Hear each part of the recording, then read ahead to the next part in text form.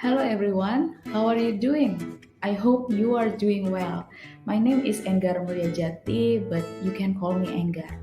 In this video, I would like to explain about procedure checks.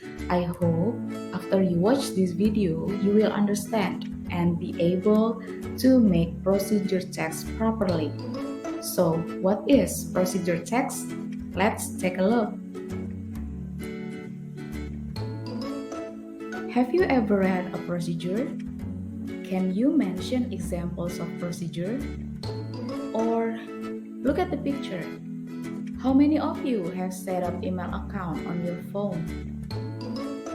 Can you give clear instructions to set up email account? You may start the instructions with first, second, next, after that, until finally. If you do, congratulations! You just give example of procedure text. We start with procedure text. So, what is procedure text? Procedure text is simply text that provides instructions in a simple step-by-step format. It means readers must follow a procedure if they wish to carry out the instructions. A procedural text is a great way to teach someone something new.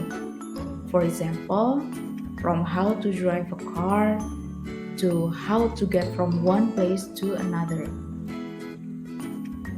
What is the purpose of procedure text? All examples of procedural writing are informal and unidirectional. They aim to instruct the reader and help them towards a specific goal.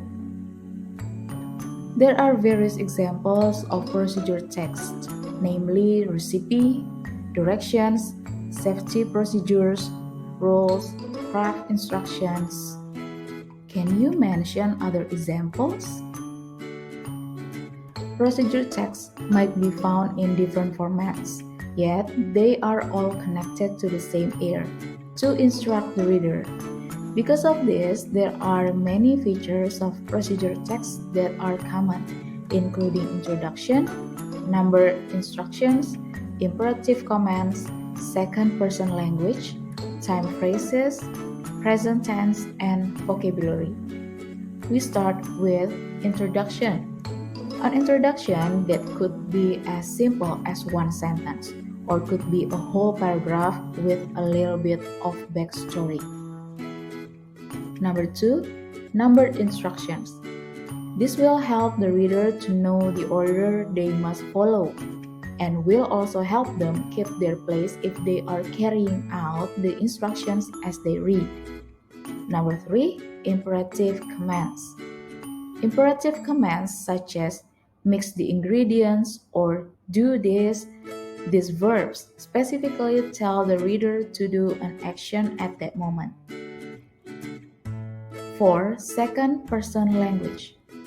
Second person language like next you mix in. This reinforces the fact that the reader is expected to carry out the instructions. 5. Time phrases. Time phrases to signpost instructions such as first, next, and then. 6. Present tense. As the reader is likely to attend the steps while they read or very soon after. 7. Vocabulary. Vocabulary specific to the procedure, for example, baking-related terms in a recipe. We have learned that there are 7 common features. Now let's take a look at the hummus recipe. Have you ever eaten hummus, by the way? If you haven't, you may try this recipe. But before you start making hummus, let's identify the common features of this recipe. Let's start with introduction. This recipe provides short introduction about hummus. The purpose of the introduction is to inform readers about hummus and any foods that you can serve hummus with. Next feature found is second person language.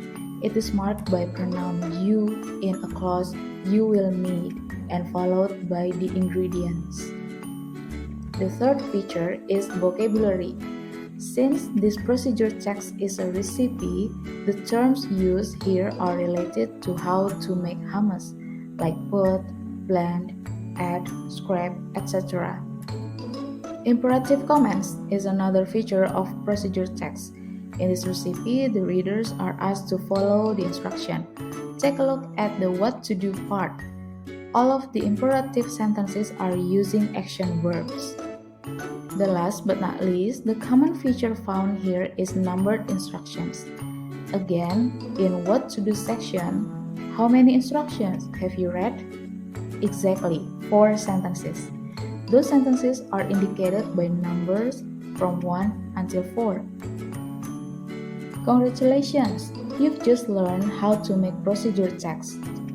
Now, let me ask you, as students of Universitas Terbuka, can you tell me how to register online tutorials? You may send your answer to my email written here.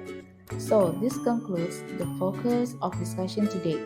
To end, I'd like to highlight we have learned the definition of procedure text, the purpose, examples, and common features of procedure text.